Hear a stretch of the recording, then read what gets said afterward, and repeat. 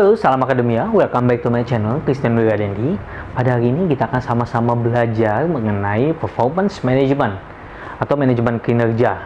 Pada hari ini kita akan mempelajari mengenai chapter 11 dari buku Herman Aguinis berkaitan dengan managing team performance. Nah, di mana dengan adanya team performance, kita dalam bekerja layaknya satu tim, di dalam satu divisi, di dalam satu departemen. Dengan adanya tim tersebut dapat meningkatkan kinerja dari perusahaan itu sendiri. Oke, team performance layaknya bagaimana meningkatkan kinerja individu, kemudian ketika individu-individu tersebut sudah berkinerja dengan baik, masuk ke dalam kinerja dari kelompok atau tim. Kinerja tim bagus, yang lebih besar lagi adalah kinerja perusahaan itu sendiri bagus. Oleh sebab itu, kinerja tim sangat ditentukan juga oleh kinerja dari karyawan itu sendiri. Oke, yang pertama kita akan membahas mengenai definition of a team. A team is when two or more people interact dynamically and independently and share a common and valued goal, objective, or mission.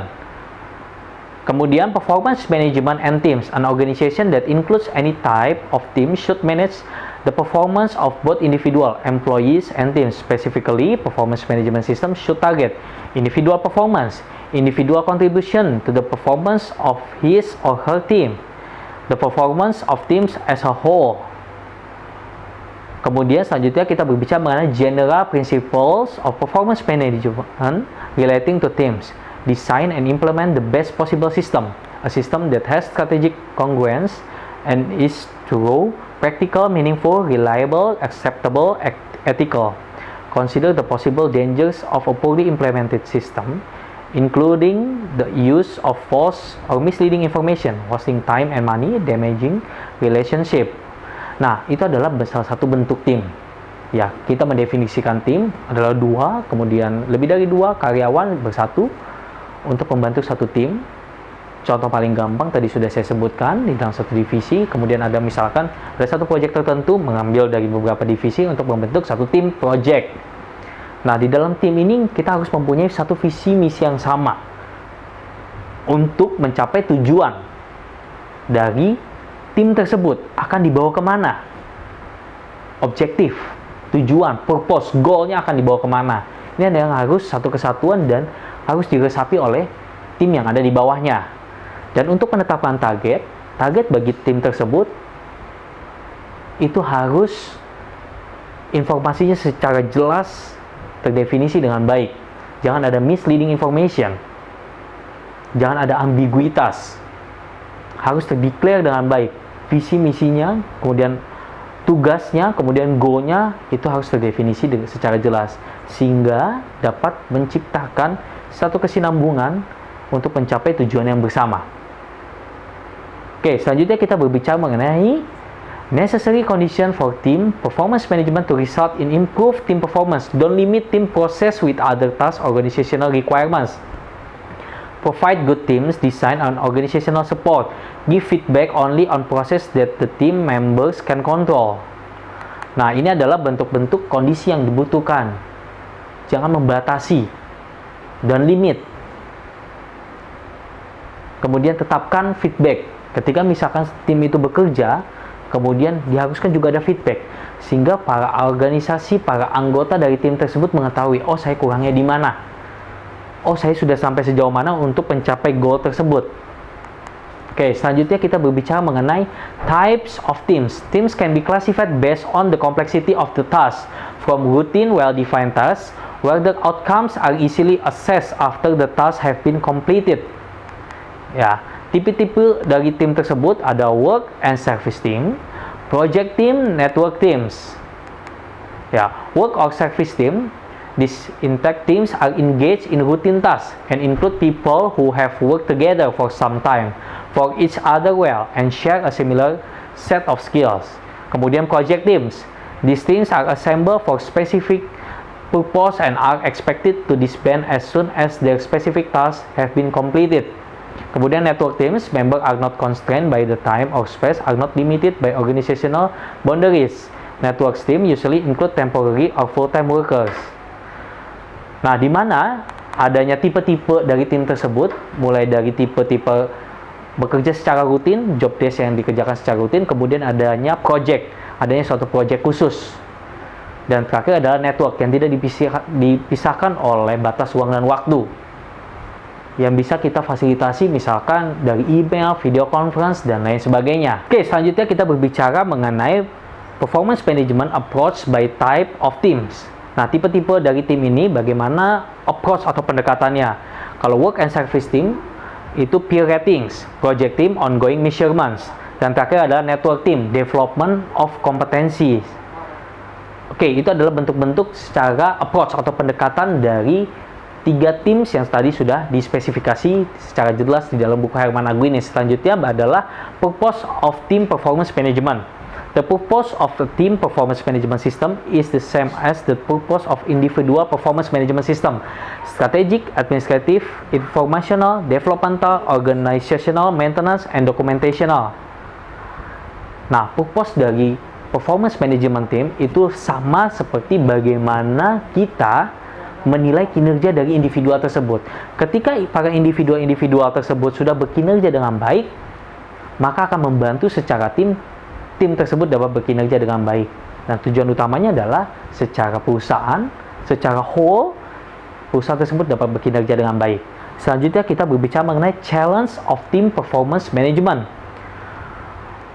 How do we assess relative individual contribution? How do we know the extent to which particular individuals have contributed to team results? How do we balance individual and team performance? How do we identify individual and team measures of performance? And based on these measures, how do we allocate rewards to individual versus teams?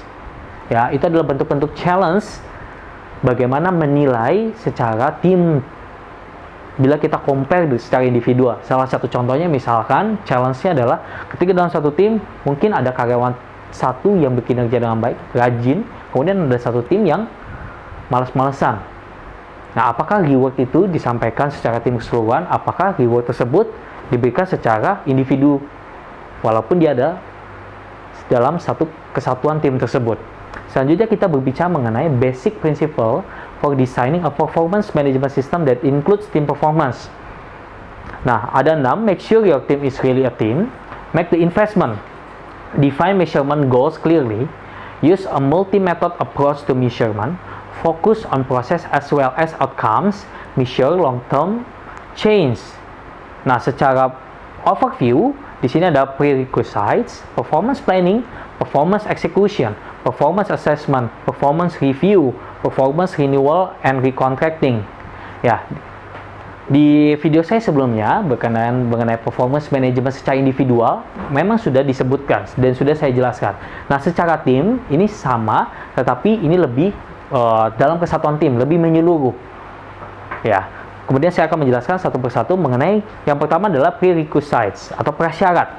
Knowledge of mission, misi tersebut secara organisasional, kemudian secara tim. Ya, bentuknya adalah KSA, task kontekstual, baik itu communication, decision making, collaboration, team leadership, dan self control. Kemudian yang kedua adalah performance planning, results expected of the team, behaviors expected of team members. Kemudian performance execution, team responsibilities, commit to goal achievement, feedback from one another, supervisor. Kemudian kita eksekusi performance tersebut. Kemudian adanya performance assessment, kita nilai. Type of assessment, self appraisal, peer evaluation sesama, supervisor evaluation atasan, kemudian outsider appraisals if appropriate. Selanjutnya adalah dimension of team performance to assess. Pertama, effectiveness, efficiency, learning and growth, and team member satisfaction. Nah, ini adalah bentuk-bentuk dimensi dari performance to assess. Efisiensi, efektivitas, kemudian learning and growth, dan team member satisfaction. Nah, dimensi ini adalah salah satu bentuk untuk nantinya adanya pengukuran dari performance dari manajemen tersebut, tim manajemen tersebut. Apakah tim tersebut secara efektif membantu organisasi atau perusahaan tersebut? Apakah tim tersebut sudah berkinerja dengan baik? Apakah efektif? Bisa saja dia tidak efisien walaupun dia sudah mencapai goal. Nah, itu adalah bentuk-bentuk penilaiannya. Kemudian selanjutnya kita berbicara mengenai performance review. Two meetings with supervisor or review board. Team meeting, individual meeting, emphasize on past, present, and future. Nah, bentuk team meetingnya ini adalah discuss overall team performance and results. Information come from team members, other team, supervisor, evaluation. Nah, ini adalah bentuk-bentuk team meeting yang tujuannya adalah untuk melihat apakah progres dari meeting tersebut, apakah progres dari tim tersebut sudah on the track. Bila ada yang menyimpang, kita luruskan. Bentuknya bisa team meeting, individual meeting. Ya, kita ajak meeting sudah sampai sejauh mana. Nah, input-inputan tersebut bisa didapat dari anggota dari tim tersebut atau atasan tersebut. Oh, ini kayaknya tim perlu kita review, kita meeting untuk kita minta kejelasan dari tim tersebut. Apakah sudah sesuai dengan jalurnya? Apakah pertanggungjawaban laporan keuangan dan lain sebagainya? Nah, kita lanjutkan. Pertama, individual meeting. Discuss how individual behavior contributed to team performance. Kemudian, information comes from self-appraisal, peer rating, supervisors, evaluation. Nah, selanjutnya kita berbicara mengenai performance renewal and recontracting. Make adjustment to performance plan, include plan for individual performance as it affects team functioning. Nah, selanjutnya kita berbicara mengenai making team-based rewards effective. All employees should be eligible. Rewards should be visible, contingent, reversible, avoid factor which cause reward system to fail. Consider variable pay system.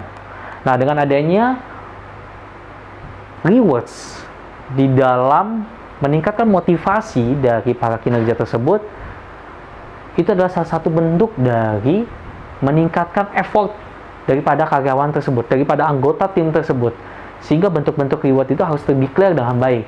Bentuk-bentuk reward tersebut jangan juga yang susah atau mustahil untuk diraih, karena tidak akan meningkatkan motivasi dari karyawan tersebut.